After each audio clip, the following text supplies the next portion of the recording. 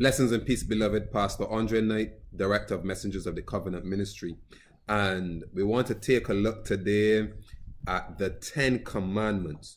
We don't want to look at what they are saying, but we want to investigate what they mean for us as the people of God and also the people of earth. And so without further ado, we want to jump straight into what the 10 Commandments really mean, or what they really entail, where principles of living and life are concerned. Father in heaven, bless us as we study this, your word, I pray in Jesus' name, amen. Now, commandment number 1, it does not begin by saying, thou shalt have no other gods before me. It begins by saying, and God spake all these words, saying, I am the Lord thy God that brought thee out of the land of Egypt, out of the house of bondage.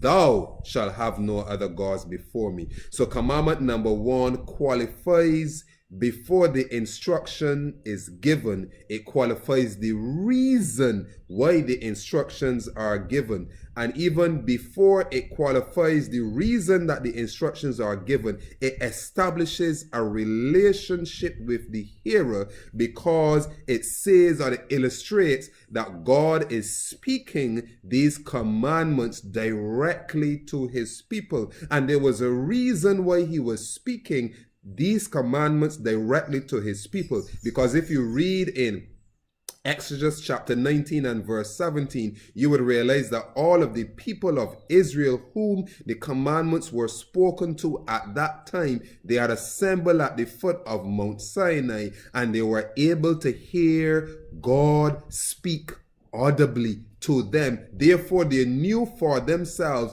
that he was real. They saw that Mount Sinai was altogether quaking and on fire with the presence of God. And God had to do this because they had just come from out of Egypt, where paganism was the order of the day and idolatry. And in order to break the fog of paganism that was on their mind, God spoke to them audibly. And this is tremendously important. He did not speak to the priest. He did not speak to the elders. He spoke to the people. So this identifies that God indeed is a personal God. So the mere fact that he spoke these words, it illustrates the personalness of his nature, the personalness of his character, and he does not like man to place himself between himself and his children. So he speaks audibly to the nation of Israel as his people. So that's the first point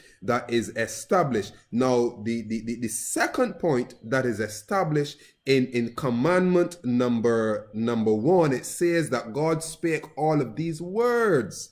And he spake all of these words, saying, and there's something interesting about words. Words possess power. There's there's power in words. Now, words are thoughts made audible, because what we think, we speak, and what we speak, we believe, and what we believe, beloved, we act upon. This is why 2 Corinthians chapter 4 and verse 13 says, I believe, therefore I have spoken. This is why Proverbs chapter 23 verse 7 says, as a man thinketh, so is he. Because our thoughts and our feelings, our actions, the habits that we form, they make up our character, and our words help to reveal what character that we have. So if we're going to judge God, we need to judge God by his character, and therefore we can only judge God then by his commandments, because these commandments are revealing his character. These commandments reveal his moral, his ethical code that he has established to guide us in our relationships with him and with each other, to build a proper functioning society built on laws, on rules, built on order. So this is commandment number 1. That was point number 2 of commandment number 1. Now point number 3, let's go deeper into what the commandment is meaning, not simply what it is saying. Now it says, and God spake all these words, saying, I am the Lord thy God, which have brought thee. It says, I am the Lord thy God. Sorry. Now, I am is a statement that is always written with a present continuous tense attached to it. So when you say I am, you're affirming a state of being, you're affirming a present continuous tense. Therefore, it is establishing that this is the way God is. It is also establishing his relation to us and our responsibility to him. His relation to us as him being our creator, him being our designer, the author and finisher of our faith, and giving us directions to how we can be the best that we possibly can be. And it also established the fact that he is dependable, because the way he was is still the way he is, because as Christ said, I am that I am. He is the same person. His principles are the same. He is dependable. His principles, his values are as enduring as eternity. He does not change. And so he established the fact that he does not change, and he establishes the fact that he is the Lord our God. He is our creator. He is deserving of our worship. And because he is deserving of our worship, everything that follow his words of affirmation and identification of who he is and what he stands for gives us the reasons why, beyond being our creator, but he gives us the reasons why we should worship him. Everything that is going to follow this I am the Lord thy God statement is an affirmation of his character. And point number 4 establishes for us what this character is, because he says, I am the Lord thy God that brought thee out of the land of Egypt, out of the house of bondage. And so immediately God illustrates to us the profound principles of his government, the profound principle of his character, his high moral and ethical standing, his moral and ethical absolute of he does not believe in or endorse in slavery. He does not enslave.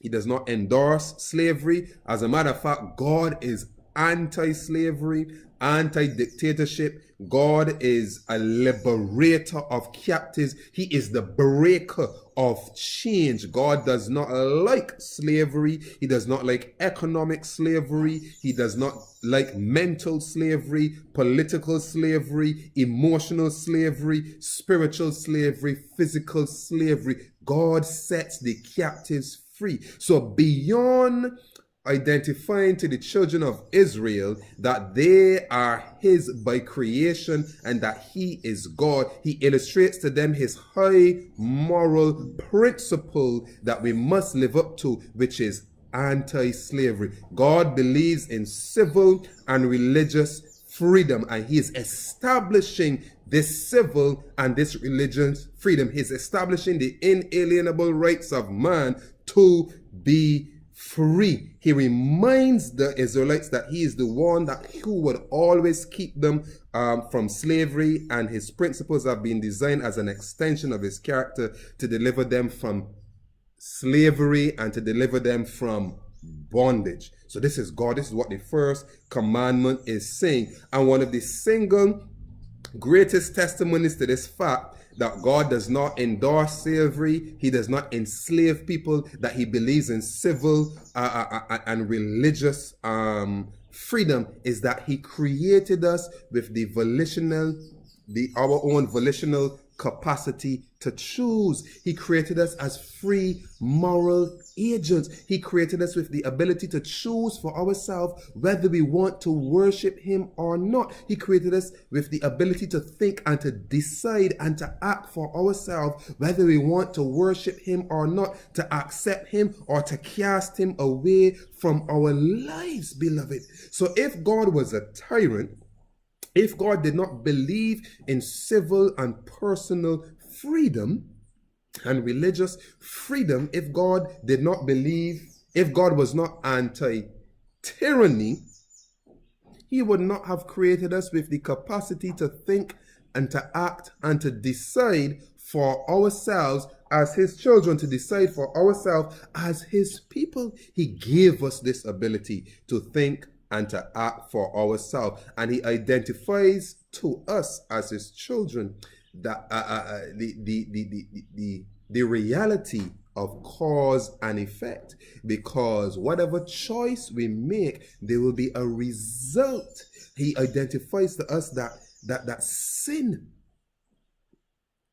only leads to dire result. Sin leads to slavery, and slavery, sin is a power that enslaves us, deceives us, and deludes us. It controls our thoughts and it compels us along a path of self-destruction, and God knows this, but he gives us a choice in the matter, to choose life, which is to choose him and his laws, or to choose slavery, which comes from sin. So the theology and the philosophy of God is that of freedom, true freedom that comes by recognizing the cause and effect, true freedom that comes by recognizing the necessity of self-control and limiting your own personal power, your own choices, because God exemplifies this fact, because he limits his power when he creates man and gives man a volitional capacity to choose. He limits his power when he makes man a free moral agent. He gives us choice, and he knows very well that we can choose something else. We can choose another God before him, but he exemplifies self-control, because self-control is necessary in order for us to exist in a free society, a free state, and to have laws that would keep us free, with the understanding, with the moral responsibility of self-control attached to it. So freedom would not be enjoyed if we as human beings do not recognize our moral responsibility of controlling our own self. God exemplifies self-control by creating human beings with the capacity to not choose him. So if he was a tyrant, if God was a dictator, he would have created us as mere automatons that cannot think and act for themselves, that we just respond to commands, instructions, and external stimuli. But the fact that God limits himself, he limits himself, limits his power, his control, his authority over our life by giving us freedom to think and to act as we like, shows that he is a God of freedom, that he is fair, he is just, and that he is balanced, and we can trust the principles of God. God himself is temperate in all things. And because he's temperate in all things, he illustrates that freedom can only be had by his creatures when a balance of self-control exists. Because when you look at the commandments of God, they all illustrate self-control. Don't make any graven images. That's controlling yourself. Do not take God's name in vain. That's controlling yourself. Keep the Sabbath day holy. That's controlling yourself, because you must recognize that that time is reserved for God and no one else. Honoring your father and mother, controlling yourself, showing them respect. Do not kill, controlling yourself. Do not allow yourself to be moved to take the life of others that don't belong to you. Do not steal. Do not commit adultery. Do not covet. Do not lie. That is all self-control. And this is the fundamental principle, underlying principle of all of God's commandments. It is self-control. And people may throw out their arms and say, well, God doesn't control himself. Yes, he does. You can say so, and that lightning is not going to come from the sky and destroy you. You can live any reckless life that you want to live, and lightning is not going to come from the sky and destroy you, because he's given you freedom to choose what path that you want to choose for yourself. So understanding that freedom is established on the basis of self-control, and God has made us free. Whom the Son sets free indeed is free indeed. Now point number 5. Point number 5 as we look at just commandment number 1, we have discussed up to this point, and it continues to say that thou shalt have no other gods before me. Why are we not supposed to have any other gods before God? Because it's actually against the law of nature. The law of nature says that whatsoever you sow, that shall you also reap. So God is establishing this law of nature, this law of reciprocity. I have given you something, you would give back to me something of an equivalent value in return. So if I give you a service, you return to me the value of money. God is establishing the laws of nature. So the trees would give up plants, would give us food. We have to give that plant nurturing that food would be able to be produced. This is the law of life. This is the law of nature. And so thou shalt have no other gods before me. It illustrates and establishes this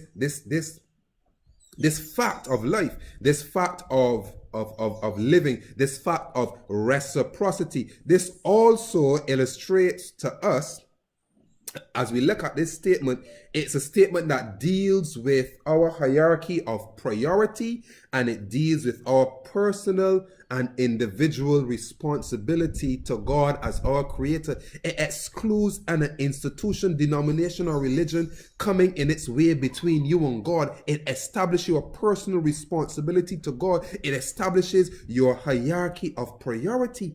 It establishes the proper structure of respect and reciprocal appreciation, or rather reciprocity of appreciation, reciprocity of action, reciprocity of obedience. Because you created me, I will serve you. You have established the reason why I should serve you. It's because you are my God. You created me. Therefore, you are deserving of my service, of my worship, of my life. Because if it was not for you, I would not be in existence. So therefore, it established thankfulness, gratefulness, appreciation, reciprocity, and a hierarchy of priority in our life. It teaches us, this commandment teaches us discipline, commitment, and self-control. Because what we prioritize, we commit to. So that which is our highest priority, it has our highest level of commitment,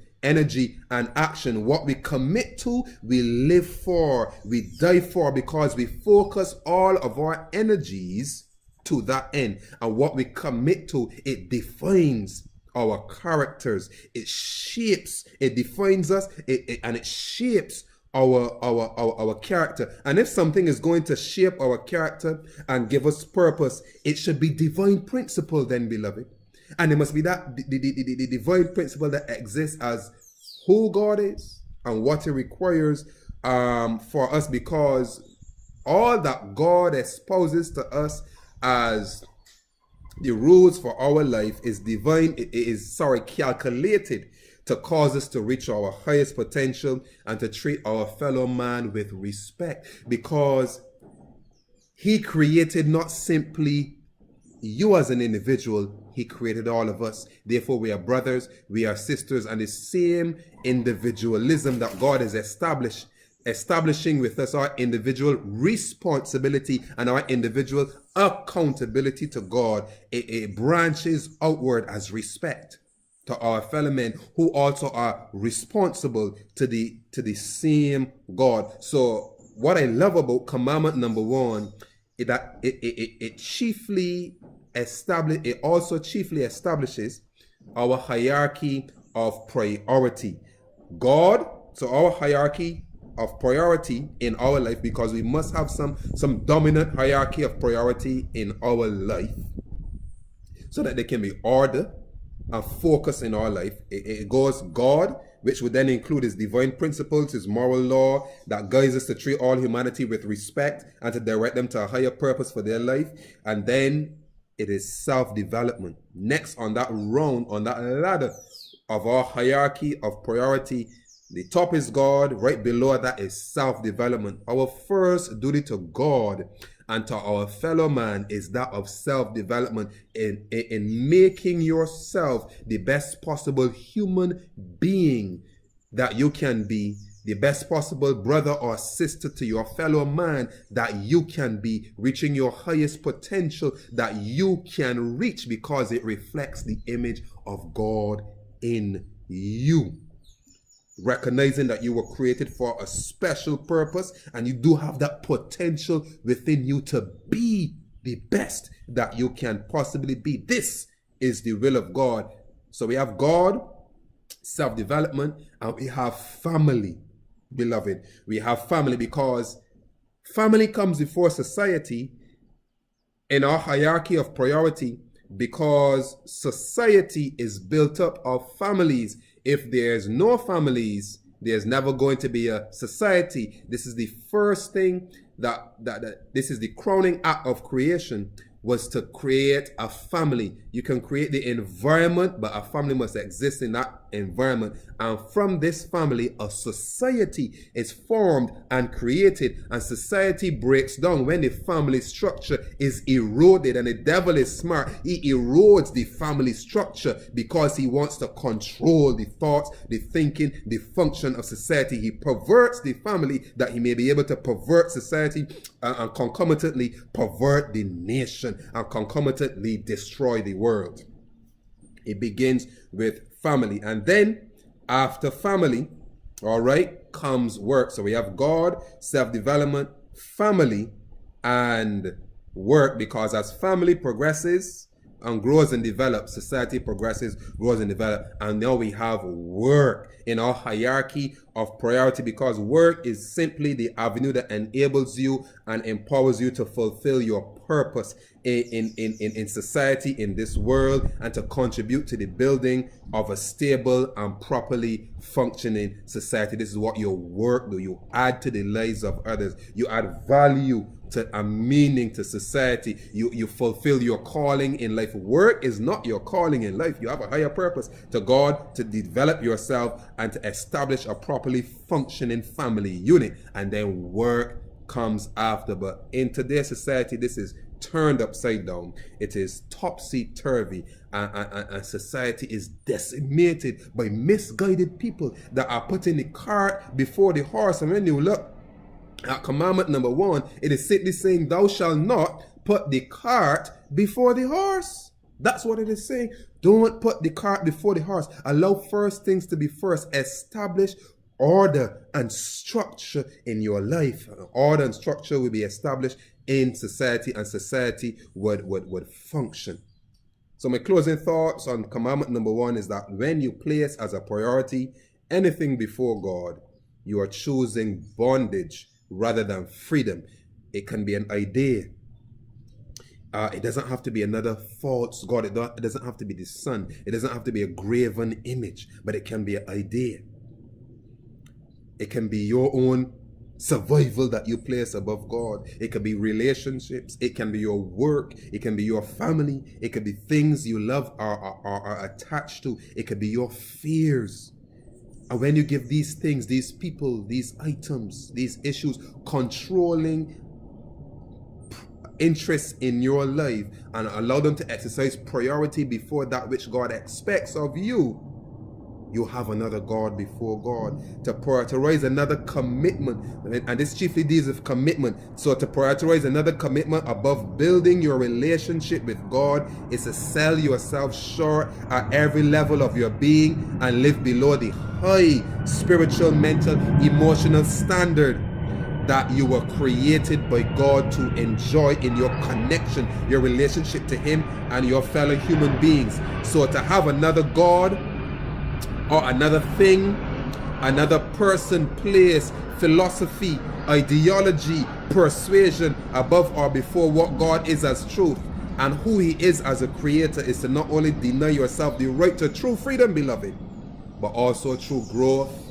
true progress, true development. You deny yourself the right and the opportunity to reach your greatest potential and your highest good. Even though you are a Christian, And many Christians place their denomination, their religious structure before God, or even their work, if they're working in the gospel, before God. But God says, thou shalt have no other gods before me. So their commitment is to the boss, is to the office, is to the work, is to the denomination, is the religious structure, more than being committed to God. This is why you always see some scandal break out and people didn't know about it. This is why things happen that should not happen in the structure and in the functioning of the church, because people have the thing higher than the God who created it. What we are committed to, beloved, and that works not just for us as Christians, it works for politics, government, self, everything. So what we are committed to, we live for, we die for. Therefore, God would have us to examine our commitments. And He's telling us, be committed to Him. All in, full 100 to Him and Him alone, and all else follows. For when we are committed to God, we place our priorities exactly where they should be. Commitment to God does not deny your responsibility to others, responsibility to self-development, responsibility to your society, but it places the correct level of energy in its proper framework that needs to be dedicated to all of these things. Thou shalt have no other gods before Him. Andre Knight, Messengers of the Covenant Ministry. Find us on Facebook, find us on YouTube. Like, share, support. God bless you. You have a great day.